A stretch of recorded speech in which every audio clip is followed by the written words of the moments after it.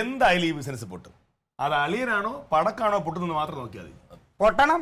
ഇത് ടപ്പോ ടിപ്പോ എന്ന് പറഞ്ഞ് പൊട്ടണം. അളിയാ, ഇത് എത്രത്തോളം പൊട്ടുവോ അത്രത്തോളം ലാഭം നമുക്ക് വരും. അതാണ് പടക്കം.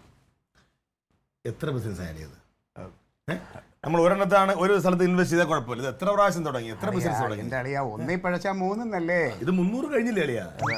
പക്ഷേ ഈ ബിസിനസിനെ കുറിച്ച് പറയണമെങ്കിൽ എനിക്കെന്തോ എന്റെ മനസ്സിൽ ഭയങ്കര ഒരു ആത്മവിശ്വാസം. സത്യം എനിക്കും ഈ ആത്മവിശ്വാസം നിങ്ങൾക്ക് എപ്പോഴും ഉള്ളതാണ്. എല്ലാ ബിസിനസ് തുടങ്ങുമ്പോഴും നിങ്ങൾ ഇതുപോലെ തന്നെ ഒന്ന് പറയും. പൊട്ടുന്നവരെ അത് പറയും. ഇതിപ്പോ അവൻ മാത്രല്ലോ, ഞാനും ഇല്ലേ കൂടെ. കണ്ടല്ലോ, അമ്മാവന് കൂടെ ഉണ്ട്. അപ്പൊ നേതൃസ്ഥാനത്ത് ഒരാളുണ്ടേ. അല്ല, ഞാനിതിനെ കുറിച്ചൊക്കെ അന്വേഷിച്ചു. ഈ ശിവകാശിന്ന് പടക്കെടുത്തിട്ട് നമ്മുടെ നാട്ടിൽ വിൽക്കുക എന്ന് പറഞ്ഞാൽ ഡബിൾ ലാഭാണ്. ആണല്ലേ? പിന്നെന്താ, അമ്മാവന് കുറച്ച് പൈസ മുടക്കിയാ പോരായിരുന്നു. എന്റെ ചോദിക്കുന്ന വല്ല കാര്യം അല്ല, അതല്ല, ഒരു 10-25,000 റുപ്യ മുടക്കിയിട്ട് എനിക്കിപ്പോ ഈ ബിസിനസ് നടത്തുന്ന ആരുടെ ശിവാർശം വേണ്ട. പക്ഷെ ഞാൻ അങ്ങനെ ഈ കാശ് ഇറക്കിയിട്ട് കച്ചവടം ചെയ്ത് ലാഭം കിട്ടിയ അതുകൊണ്ട് ഞാൻ അങ്ങോട്ട് പോകും.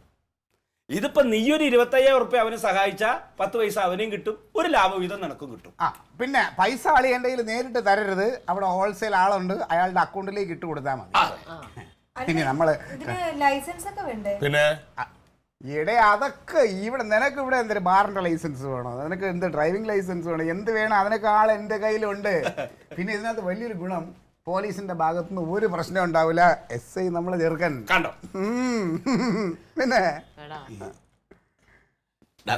പിടിപാടൊക്കെ ഉണ്ടെങ്കിൽ പിന്നെ അമ്മാവ ഈ പറയാനായിട്ട് എന്റെ കയ്യിൽ നിങ്ങൾ ചോദിക്കുമ്പോൾ എടുത്തരാൻ എന്റെ പൈസ വേണ്ടേ? ഞാൻ ഈ ചിട്ടിക്കും പാട്ടത്തിനും വേണ്ടി വെച്ചിരുന്ന കുറച്ച് പൈസകളാണ്. ഇവിടെ ലക്ഷങ്ങളൊന്നും വേണ്ട, നക്ക പിച്ച. ഒരു 10,000 നീ ഇങ്ങോട്ട് 25,000 നിനക്ക് തരും. അതാണ് 25,000 എന്ന് പറഞ്ഞത്. 10,000 മതിയോ? 10,000 ഇട്ട് 25,000 നമ്മള് ലാഭമാക്കണത്. പിന്നല്ലാണ്ട് 10,000 വേണ്ട കളിയാ. പിന്നെ 10,000 നിന്റെ കയ്യിലിരിക്കുന്ന 10,000 രൂപ ഇതാ നോക്ക്, ഇതാ അതങ്ങോട്ട് പണയം വെച്ചാൽ കിട്ടും. മേടിക്കില്ലേ? ഇതുപോലത്തെ 2 എണ്ണം വാങ്ങിക്കാൻ നോക്ക്. അമ്മാവനൊക്കെ ഇല്ലേ കൂടെ?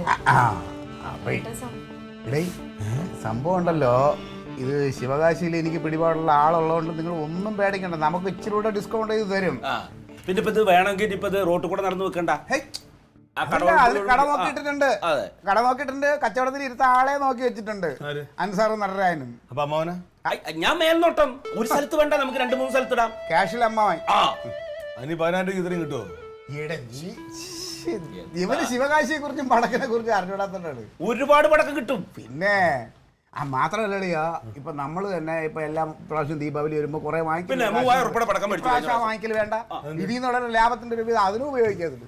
അപ്പൊ വീട്ടില് പടക്കം മേടിക്കാനാണ് നമ്മൾ ഇത്രയും പൈസ വീട്ടിലെ പടക്കം മേടിക്കാനുള്ള 3,000 ലാഭം, പുറമെ 10,000 ഇറക്കിയ 15,000 വേറെ ലാഭം. ലാഭങ്ങൾ, ഈ ലാഭം എല്ലാം കൂടെ നമ്മളെ കുടുംബത്തിലോട്ട് ഇങ്ങനെ വരും. പിന്നല്ലാണ്ട് എന്റെ വേറെ ആവശ്യത്തിന് വെച്ച പൈസയാണ്. ഇത് തിരിച്ചു കിട്ടൂലോ. വേറെ 2 ആവശ്യം നിനക്ക് നിറവേറാം. ആ പൈസ നമ്മള് ലാഭം കിട്ടിയില്ലെങ്കിലും കുഴപ്പമില്ല, മുടക്കുമുതൽ സംസാരം വേണ്ട. ഞങ്ങൾ ലാഭം തരും. ഇങ്ങനെയാണെങ്കിൽ ലാഭം വേണ്ട എനിക്ക്, നിങ്ങൾ മുടക്കുമുതലേക്ക് തന്നാൽ മതി. അതെ, അതില്ല, അത് വേണ്ട. അവനോട് വാശി പിടിക്കണ്ട. നമ്മളിപ്പോ കിട്ടിയ ആർക്ക് വേണ്ടിട്ടാ ലാഭം അടക്കം നമ്മൾ അത് തിരിച്ചു കൊടുക്കും. അവന്റെ മോൻ തന്നെ. അടുത്ത ആഴ്ച നമുക്ക് അടുത്ത ആഴ്ചത്തേക്ക് എന്തോ ദീപാവലി കഴിഞ്ഞിട്ട് കാര്യമില്ല. ദീപാവലിയുടെ അന്ന് പടക്കം കൊടുത്തിട്ട് എന്തായാലും ഒരാഴ്ച മുമ്പ് കൊടുത്തിട്ട് കച്ചവടം ചെയ്യണം. അടുത്ത ആഴ്ച ദീപാവലി കഴിയും. ഇത് പൈസ ഇന്ന് വേണം. വൈകിട്ട് നാളെ രാവിലെ ഞാൻ അമ്മാവനോട് ശിവാശി വൈകിട്ടല്ല, ഉച്ചക്ക് കിട്ടണം. വൈകുന്നേരം കാർ എടുത്തിട്ട് പോകേണ്ടതാ. അതിപ്പോ ഞാൻ പിന്നെ ഇത് എടുപ്പിടിന്ന് പറഞ്ഞ കാര്യങ്ങൾ നമ്മളൊരു കച്ചവടം ഇറങ്ങാൻ മനസ്സങ്ങോട്ട് വെച്ച് കഴിഞ്ഞാൽ പിന്നെ താമസിപ്പിക്കരുത്. ഇത് ചാഞ്ചാടി അങ്ങോട്ടും ഇങ്ങോട്ടും പോകരുത്. ഇത് സംഭവം ഇപ്പൊ പടപടപടാന്ന് ചൂടോടെ വന്നിട്ട് പൊട്ടിക്കാളാണ് അങ്ങോട്ട്. നീ ഇപ്പൊ തന്നെ ഇറങ്ങിയിട്ട് ബാങ്കിലുള്ള പൈസ എടുത്തിട്ട് വാ, ഞങ്ങൾ അപ്പോഴേക്ക് കാറൊക്കെ റെഡി ആക്കിട്ട് പോവാൻ നോക്കാം. ബാങ്കിലുണ്ട്, ഇവിടെ അവിടെ എടുത്തിട്ടും ഉച്ചക്ക് ഞാൻ ആ വളയങ്ങൾ ഒരു ഇപ്പുറത്തെ കയ്യിലിട്ട് ആ കൈ ഫ്രീ ആക്കി വെച്ചോ. ഒരു വളയട പൊട്ടം എന്റെ നെഞ്ചു തറ തരാനാ. പൊട്ടം എന്റെ നെഞ്ചു തറ തരാ. അപ്പൊ വൈകിട്ട് പോവല്ലേ? വണ്ടി ഉച്ചക്കേ റെഡിയാണ്. പിന്നെ വൈകിട്ട് പോകുമ്പോ ഒരു അമ്പലത്തിലൊക്കെ പോയി തൊഴുത് നല്ല ഭക്തിയോടുകൂടി വേണം പോയി വരാൻ. വഴിയിൽ എനിക്കൊരു പള്ളിയിലും കൂടെ കാരണം ബുദ്ധിമുട്ട് ഒരു കുഴപ്പമില്ല. പള്ളിയിലോ അമ്പലത്തിലോ എവിടെ വേണം പോയിക്കോളെ, പക്ഷെ ദേവാദിനം വേണം. സുഖമായിട്ട് യാത്ര ചെയ്ത് വേഗത്തേക്ക് എത്തണം. വഴിയിൽ വെടി വെച്ചാൽ കോവിൽ വെടിയും വെച്ചിട്ടേ പോകും.